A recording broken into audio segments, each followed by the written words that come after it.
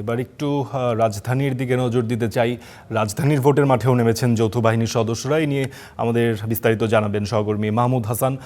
মাহমুদ, রাজধানীর যৌথ বাহিনীর তৎপরতা নিশ্চয়ই দেখছেন।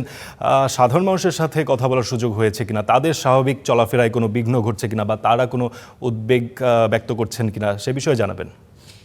ধন্যবাদ জানাচ্ছি। আমি সকাল থেকে রাজধানীর বিভিন্ন এলাকায় গিয়েছি এবং সেখানে দেখেছি যে সেনাবাহিনী সহ পুলিশ, র্যাব, বিজিবি, যৌথ বাহিনী তারা টহল চালিয়েছেন এবং সেই ক্ষেত্রে আপনি যেটা জিজ্ঞেস করলেন যে সাধারণ মানুষের প্রতিক্রিয়া কি, সাধারণ মানুষ বলছেন যে নির্বাচনটি অনুষ্ঠিত হতে যাচ্ছে 12 তারিখে, সেটি নিয়ে তারা নানা ঘটনার কারণে কিন্তু তারা উদ্বিগ্ন রয়েছেন।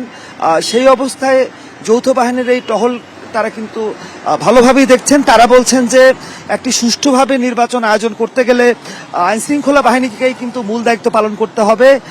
ভোট কেন্দ্রগুলোতে কোন কেন্দ্রগুলো বেশি ঝুঁকিপূর্ণ, কোন কেন্দ্রটি কম ঝুঁকিপূর্ণ সেই বিবেচনায় নিয়ে সেখানে যদি নিরাপত্তা বিধান করতে পারেন তারা, সেই ক্ষেত্রে কিন্তু ভোটাররা বলছেন তারা নির্ভয়ে কেন্দ্রগুলোতে যেতে পারবেন এবং ভোট দিতে পারবেন। তো আমরা রয়েছি রমনা এলাকাটিতে রয়েছি। একটু আগে কিন্তু এখান থেকে যে টহল যে দলটি সেটি কিন্তু এই জায়গাটি অতিক্রম করেছে এবং সেই দলে বিভিন্ন বাহিনীর সদস্যরা যেমন রয়েছেন, পাশাপাশি কি ধরনের তারা জনগণকে সাহসী করতে এবং নিরাপত্তার জন্য কি কি ধরনের ব্যবস্থা নেবেন সেই বিষয়গুলো কিন্তু তুলে ধরেছেন এবং জায়গায় জায়গায় মানুষকে আমরা দেখেছি তারা কিন্তু উৎসাহিত করছেন ভোট দেবার জন্য।